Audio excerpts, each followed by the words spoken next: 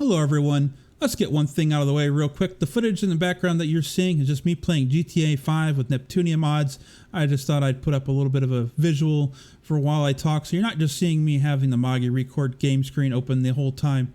Anyway, without further ado, surprise! The devs remembered Iroha's birthday after all. Well, not in the game, but there's a tweet about it. Anyway, I'm sure this won't cause any further controversy, but it's nice to see Iroha's birthday mentioned. And she looks very happy. But let's move on because I want to talk about how I got started in playing Magia Record, because I think it's a very interesting subject. Because would you believe it, right now there are people among us, maybe even watching this video at this very moment, that have never watched the original anime and are playing this game. Absolutely nothing wrong with that, because I love the Magia Record characters. They really stick out for me more than the OG ones now. I wanted to talk about how I got into the game because I mentioned before, it sounds like a confession, is that this was the first gacha game I ever played. I played games on PC, nothing against the mobile games. I just kind of thought of mobile games as something to kill time and not really get too invested in. And I ended up getting a new phone, and I tried to think, well, maybe I'll download some games so I have something to do while I'm on my work break. And I don't know, for some reason I thought about a game where you played it that I had like years ago. It was a real short game. You played as Homura, and you end up going around shooting familiars. And I thought, well, maybe there's some kind of Majuka fan game or something. I always really loved the anime, and luckily for me, I found Magia Record shortly after it launched. I started playing in the middle of Ren's event. Now, obviously, I was too new at the game. I didn't know what was going on, so I missed Ren's event. I didn't get anything from it, so that kind of sucks. What I did get to focus on was the Azalea event. By then, I was ready and kind of understood what was going on, and it was really nice because in the main story, there's just so much going on. I'm looking for my sister, and now I'm helping Momoko and Rena. The main story, you feel like you get really sidetracked early on. But in the Azalea event, it plays like a visual novel. You have the branching of, story event, and I really got attached to the characters. You really get to know them very well because there's a lot to it, and I love the art in it. It was just so amazing.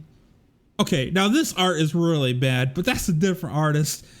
But it really stood out to me because that was the moment that it really sold the game to me, because I was like, this is what I was looking for. This is the kind of game that I wanted. I really just enjoyed the interactions the characters had. I enjoyed the seriousness of the story. And we've had so many goofy summer events that it almost feels weird to have a serious event again.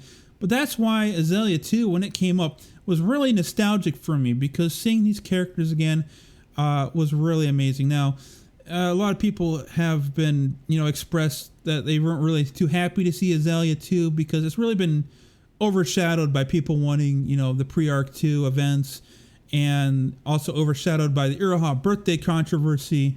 But for me, this is just really nostalgic, and I'm really enjoying reminiscing about when I first got into the game. I even changed my support units to kind of match it. Now, I even tried to get memos of having them in it or something, but as you can see, Hazuki, I kind of had to make an improv. And I changed my Mirrors team to Team Azalea. This is actually the team I used for Ranked Mirrors Season 1. I mentioned it before. So this is S2 certified, Team Azalea. Those were the good days of Ranked Mirrors when you could bring any kind of garbage team, and I wasn't having to use duos with defensive memos and try-harding just to barely get S3. But I really wanted to talk about it because I was curious, how did you get into the game? I'd like to know what your comments are. And I thought it would just be at least something fun to talk about when we have everyone, getting mad about Iroha's birthday. Obviously, there's two sides of the thing.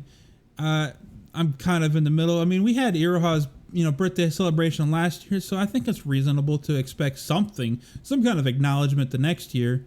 And it's also kind of sad that people will not be able to get Ayame in this event. Now, it's been mentioned, well, she's a limited unit. You can't always expect her to return, and using things like the Kazumi event never reran JP. So if you didn't play JP at the very beginning, you had no chance to get Umika at all. But the difference between Umika and Ayame is Ayame's in this event. You can see her. She's in the damn memo. She's dangled in front of you. So it's kind of weird to have that and not have any chance to obtain her. So I definitely can see that. But in the end, I'm just really excited about Azalea 2 and really enjoying this event again, because this really marks some mysterious territory for NA, because after this event, it's almost like the Wild West. What it's going to appear, I mean, we have no idea. I mean, obviously we can look at the JP events ahead. It'll probably be Green, Jaspers, Diviners, but Arc 2 is going to be starting too, and I'm just really excited about it. Anyway, that's really just what I wanted to talk about. I wanted to hear how you felt about the game, what's going on. As always, thanks for watching. I really appreciate it. Your support has been nothing short of amazing. I've been trying to make some hard-hitting analysis videos, like on how to not screw up an event, my S3 certified ranked mirrors guide, and of course, well, I mean, maybe it was helpful. Okay, I mean, that was kind of funny, right? Oh no. Anyway, thanks for everything. I'll see you in the next video.